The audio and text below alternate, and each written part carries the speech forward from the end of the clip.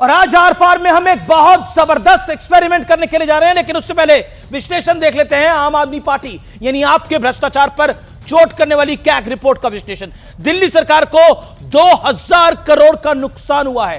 थोक विक्रेता मार्जिन को 5% से बढ़ाकर 12% कर दिया गया। थोक लाइसेंसों का फायदा बढ़ा, जबकि इससे एक्सचेकर को यानी सरकार को नुकसान हुआ। रिपोर्ट में नियमों की अनदेखी का आरोप है। 100 करोड़ के अगर हम देखें तो शुरुआती निवेश की शर्त की अनदेखी की गई। कई बिडर्स ऐसे थे जिनकी आय बीते 3 साल में शून्य थी। यह बहुत इंपॉर्टेंट पॉइंट है।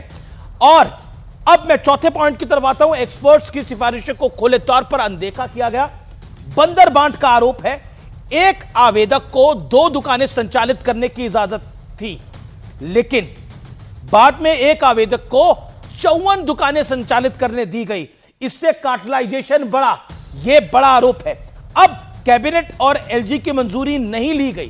कंपटीशन कम करने की वजह से सरकार को नुकसान हुआ। यह बड़ी बात है।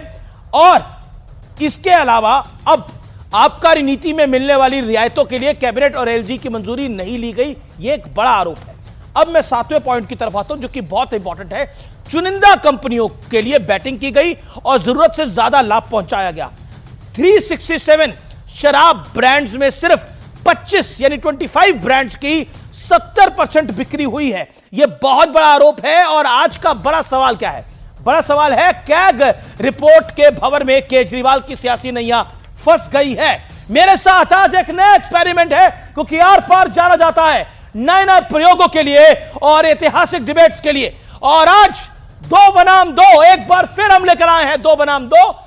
अजय आलोक है भारतीय जनता पार्टी के राष्ट्रीय प्रवक्ता और दिल्ली विधानसभा के विधायक मेरे साथ हैं भारतीय जनता पार्टी के हरीश खुराना, उनका अभिनंदन है। और दूसरी तरफ है कुलदीप कुमार, आम आदमी पार्टी के विधायक हैं, उनका अभिनंदन है। और ऋतुराज झा हैं आम आदमी पार्टी के राष्ट्रीय प्रवक्ता। आप चारों का अभिनंदन है इस कार्यक्रम के अंदर। लेकिन इस चर्चा की शुरुआत मैं 2 विधायकों के साथ ही करता हूं। पहले हरीश खुराना, आपके पास 40 सेकंड आता हूं और पूछता हूं, क्या आपको लगता है जैसा अरविंद केजरीवाल और उनकी पार्टी आतिशी सिंह आरोप लगा रही हैं और वो सीधे तौर पर कह रही हैं कि कुल मिलाकर कुछ भी नहीं निकला है, सिर्फ ड्रामेबाजी है, Bharatiya Janata party agenda set करना चाहती है?